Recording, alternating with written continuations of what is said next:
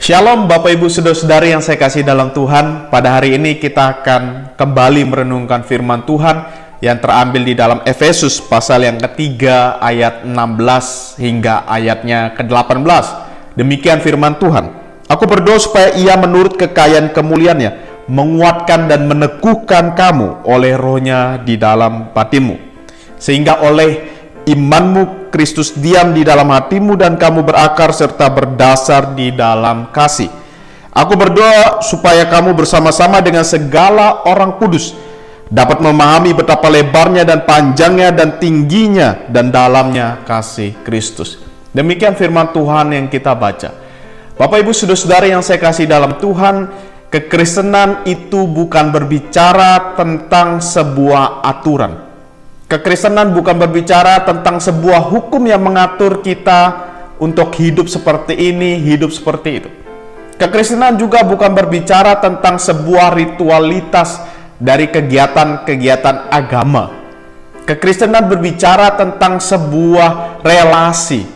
Relasi antara kita dengan Allah dan relasi kita dengan sesama.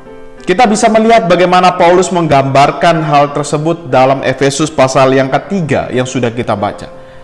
Paulus mengingatkan jemaat di Efesus bahwa mereka semua memiliki kekuatan di dalam Kristus, di mana melalui Kristus itulah mereka boleh menjalani seluruh panggilan di tengah kehidupan ini. Dan di dalam Kristus itulah dengan iman yang sama, yang tertuju kepada Kristus, menyatukan jemaat yang berbeda-beda di Efesus sana. Kita melihat bahwa di tengah perbedaan, di tengah keragaman yang terjadi di jemaat Efesus, mereka diingatkan oleh Paulus di sana bahwa mereka berdasar dalam kasih oleh karena iman mereka kepada Allah. Iman mereka itulah yang membawa mereka untuk menghayati kasih Allah yang besar melalui Yesus Kristus di dalam hidup mereka.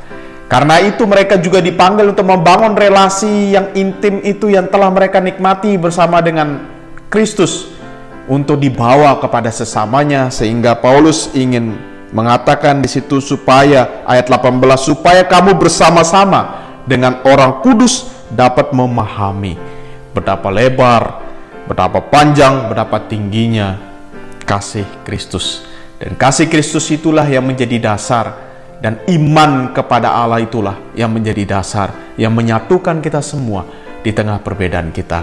Mari Bapak Ibu Saudara-saudari yang saya kasih dalam Tuhan, melalui perenungan ini, kita boleh bergandeng tangan untuk melayani Tuhan di GKT Hosana sebagai satu keluarga yang sudah Tuhan temukan kita untuk mengenal Allah, mengasihi Allah, dan mengasihi sesama kita dalam perjalanan kita bersama-sama. Tuhan Yesus memberkati kita sekalian.